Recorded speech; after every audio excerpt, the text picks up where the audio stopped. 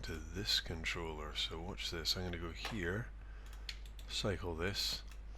I can just literally copy this. I can copy it in the graph editor, so I'll copy it now. Or I can just, because it's just one curve, I could go edit, copy, and I could just go to this one now.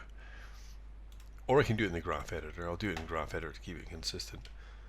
I think there is there anything else going on in this? No, I think, so this is the translate. Well, I've got the translate, so I don't, these have a translate column, which I don't want any translations on this, so I'm not going to copy it. You see this is also, I'm going to pull this down so it matches up. Maybe I'll do this way, there we go. So, because I don't want the translations on it, I just want one line. I'm going to just copy the curve, so I'm going to go here. The rotate Y is what I want. You know, if I look at this, it's a Y rotations. I'm going to copy them onto this one. So I'm going to, because it's just one curve. Here we wanted all three. We wanted X, Y, and Z. We want different curves, so that's why I selected them in the timeline. But here, because it's just one curve, I'm just going to go here, select the curve, and go edit, copy, and then I'll go to this one. I'll press S, so I've got some keys in the channels.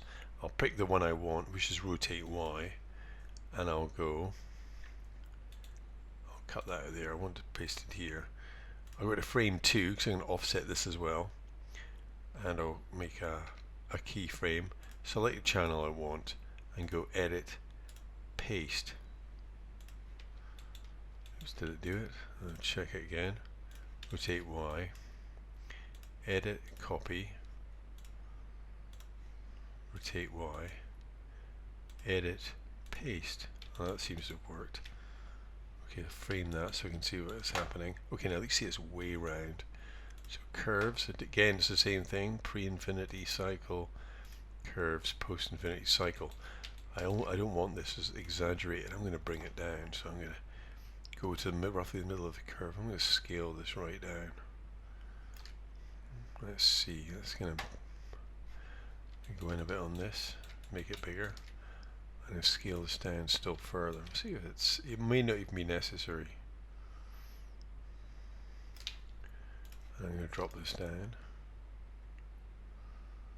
Yeah. And I'm going to scale it down further.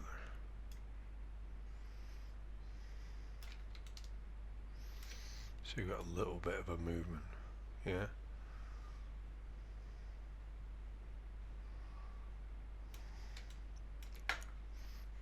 I might take also a bit of the Z rotation from this one.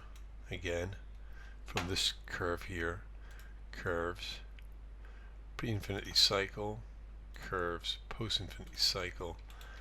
I might just take this, so I might just copy this because it's one curve again, edit, copy, go to this one, start at frame 2, but this time it's the Z rotation, and go edit, paste. Then I'm just going to make sure the curves, pre-infinity cycle, curves, post-infinity cycle, and I may just, let's see what this looks like. Is this, actually it's okay, so it doesn't, so there we go, so we got this, and you know, we could probably get them up to the middle or not, it doesn't really matter. Okay, so we got this so far, guys are walking along. Now you've got the shoulder controls.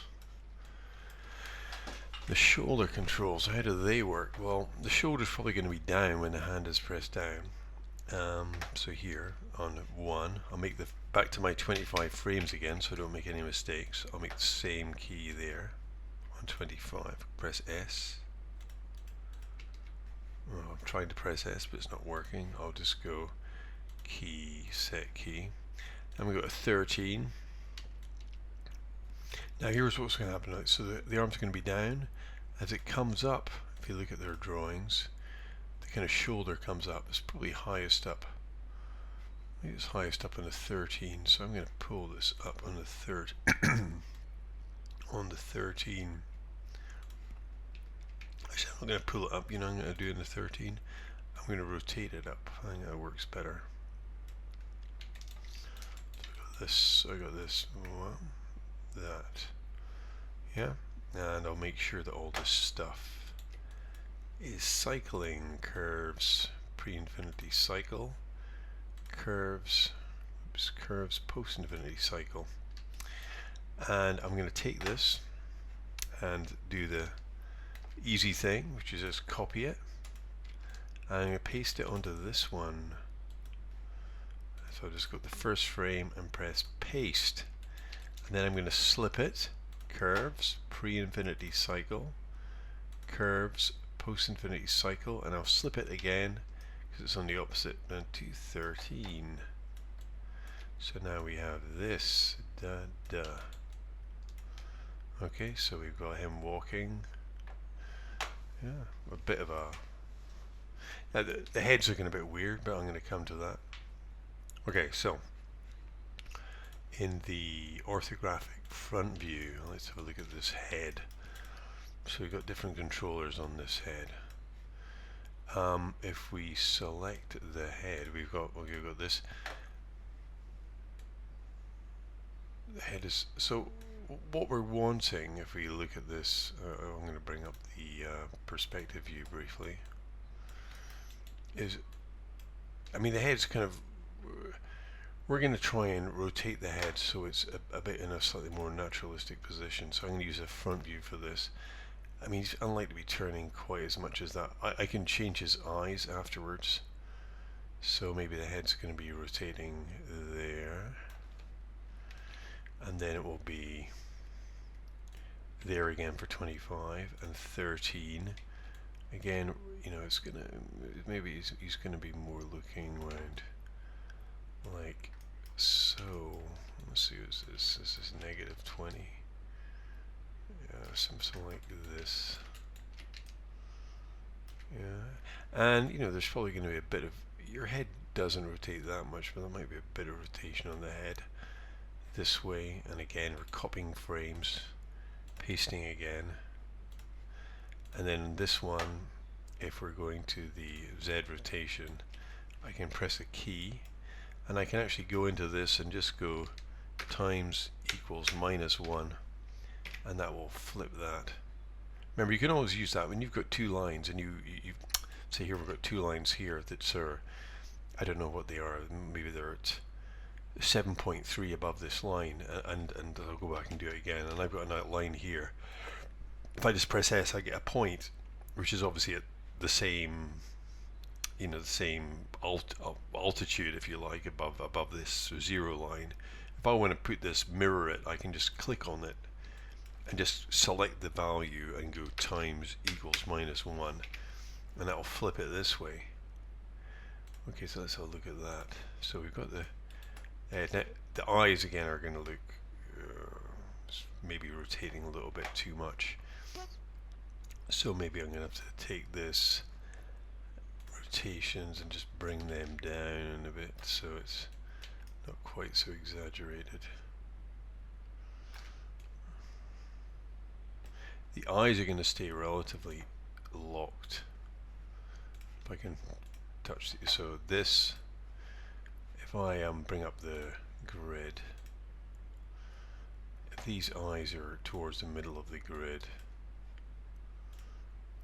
left, oh, these just affect the blink. Alright, okay, so they don't lock onto anything. Okay, so let's see that. Now, okay, actually, I may take it down a bit further. You'll end up having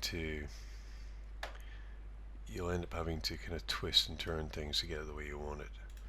So I'm just going to bring this in even further. Just so let's see. So like this. Okay, maybe that. No, that's too much. No, I've done it there. There, it was okay. So we'll stick with this. Right now,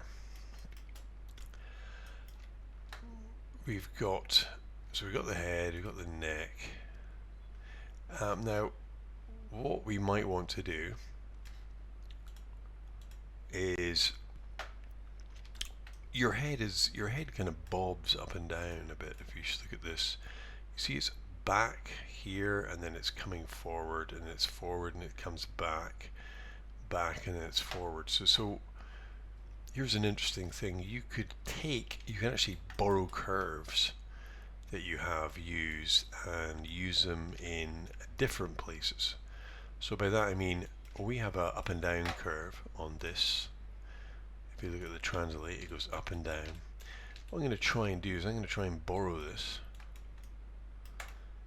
curve, and I'm going to use it on the I'll just show you which one I'm going to use it on. I'm going to use it on this, the X rotations. So I'm going to try and get this up and down motion to be mirrored by the X rotations. Now I could just free animate this, but I'm going to see if I can do it by cutting and pasting a curve. So I'm going to give this a try. So I'm going to use this. So often it's worth sometimes it's worth a try to do this. Sometimes it can work. Other times you just have to free animate it like the hands. It's difficult. So I'm going to take this, translate, and I'm going to copy it, just the curve. So edit, copy. Then I'm going to go into this, and I go into the rotate X, get rid of all these keys, I don't need them. I'm going to paste it onto the first one. Paste. Let's see what I get now. I'm going to loop this. Curves, pre-infinity cycle. Curves, post-infinity cycle. There we go. Now it's got up. Now you can see it's going down, and the way we kind of expect it to when we look at this, the head is dropping down and it comes back up on the step. So the head is forward as he's going up. It tilts forward, and then as he lays his foot down, it kind of tilts backward, and it's kind of tilting forward again. It's less evident in these. Anyway, so I'm going to try and go for that. So we're going to have forward. Now I'm going to slip this, because whatever motion is coming from this is going to take longer for this to affect.